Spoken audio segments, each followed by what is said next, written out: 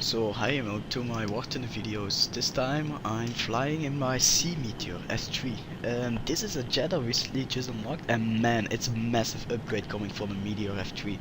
This plane I'm flying now is stock, so nothing is upgraded. I don't have the fuselage, I don't have the extra, I don't have the upgraded engine, I don't have the wing load, etc. I have nothing on it, and this is a very good very good jet. This is one of my favorites. I haven't really tried any other jet yet, so I don't know if it is really that good or if it's bad. I don't know. I'm recently also only 30,000 experience away from the F9F Panther, so I'm looking forward to fly that plane because it's one of the best planes of the whole game. So, what is the purpose of this video after a little bit of talking here is how to shoot down Me-163's. These things there, what you can see in the distance, these things are shit. I hate them so much. They are so they are one of the best anti-jet planes in the game. Also, I'm a little bit sick, so it may occur that I'm coughing a little bit during the video, and also I have accidentally put my mic on, for my PC, so you'll hear me typing or something like that in the background. But it's not that worse that I have to mute the sound. So anyway, so the tactic, what I was going to say, I set up a little forum article again about how to shoot down Me-163's. Now, if I put up a forum article, normally I also release a video of it later on, and I see a lot of people complaining that the Me-163's are kinda overpowered, and indeed they are, but they only have a 6.5 minute fuel limit. So they are limited by 6.5 minutes of fuel. After that they have to go to land. No, I do know that the Me-163's are great gliders. What that means is that if you put your engine at 0 throttle and just descending at an altitude, but just enough altitude you're losing to keep up your speed. No, Me-163's are made to do this. They are made to keep up their speed.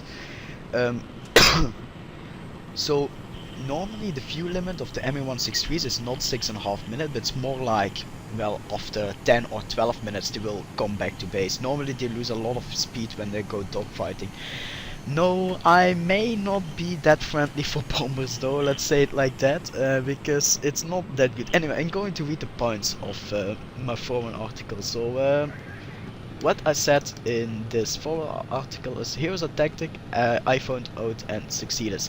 So I said to my team to fly at the outside of edges of the map and climb towards 5 kilometers or 5,000 meters. You need to do this because comets normally they keep at low altitude because comets are very good versus bombers. So normally they go bombing hunter. Normally the most comets go bombing hunting.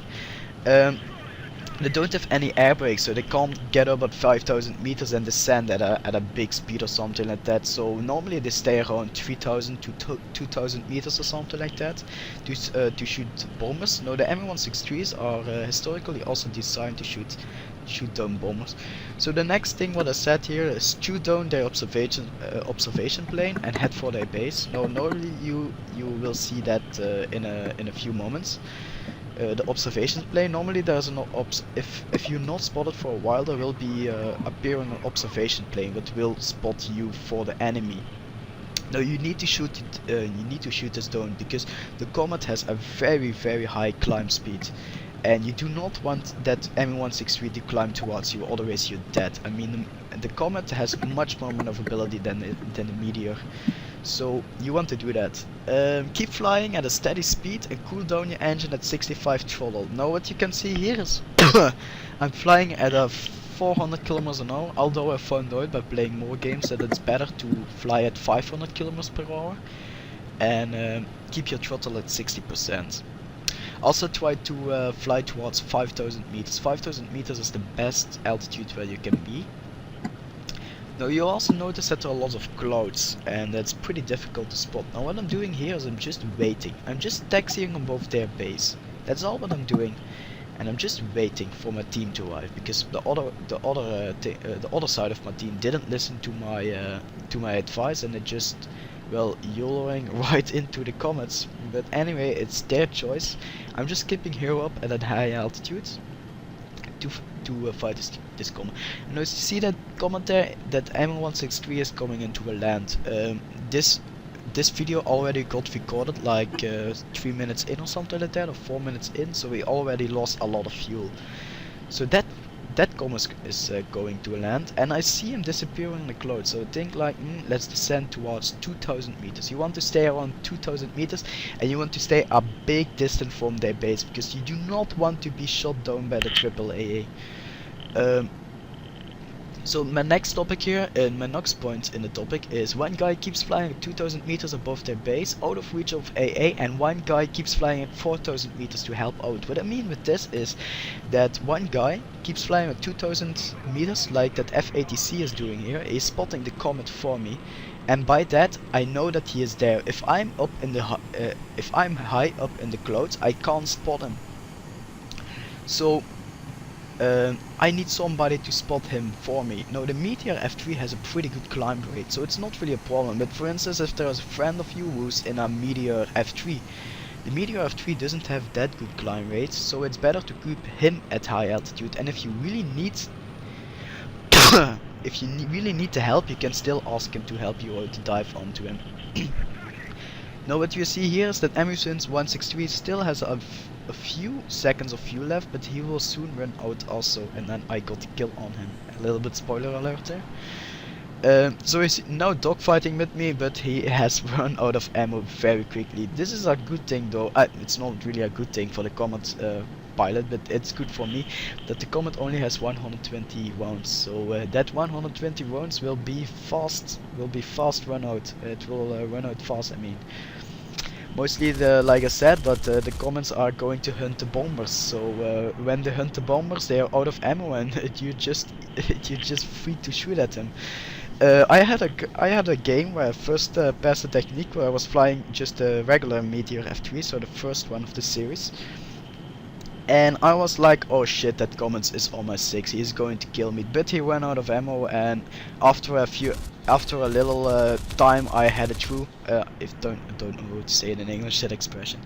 So after a little time I knew that he ran out of ammo. I just kept flying straight, and after a while he just planted his plane in front of my guns, and I just had to shoot. What was pretty, well, I must say, big rewards to that Comet pilot. I love him because he knew that he can't land, so he just planted, he just flew in front of my guns, and I just had to shoot. I got a free kill. And he also said like GG, very good game. I've never seen somebody do that. So my next point is Me-163's arrived and probably ran out of ammo fuel by feasting on our bombers and AI.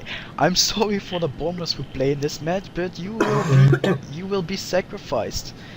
I need to sacrifice you, otherwise we can't win the game. I mean, the Me-163's will climb to your altitude and will shoot you down immediately, so you do not have a chance. So it's better to play as a meat magnet or something like that, and just soaking up their guns and making sure that they don't have any ammo left, and we can kill them.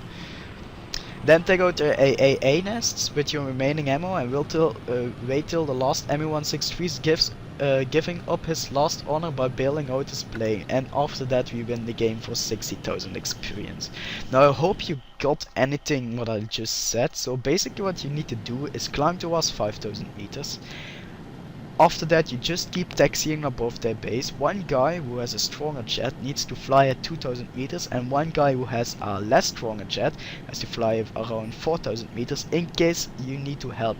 Also, if you spot an observation plane like I did here, like to that Me-410, shoot it down. You need to shoot this plane down, otherwise you will be spotted, and that Comet pilot will know that you're there, and he will save fuel to kill you. I passed this technique in 4 different kinds of games. I said to my team like, we're going to fly at 5000 meters. Of course, there's always some guys who don't agree with you, but you need to fly at 4000 meters, 5000 meters, and mostly your team will follow. This is not arcade battle, and you just have to take your shot, and mostly they will follow. And from the 4 games I played, I won 3 of the 4 games. Normally, if I play like 10 battles versus the Germans, I win like 2 of the 10 battles, because the British are not that good. You're spot on, lonely BF-109, just had to take my shot. That poor BF-109, I absolutely outclimbed that guy. Poor guy. Look at that, I'm already at a higher altitude. So today I played the same game and I said to my team like, we're going to pass the same technique, and we won again. And I got the thanks from my team again for letting it know. Also try to communicate with your team, guys.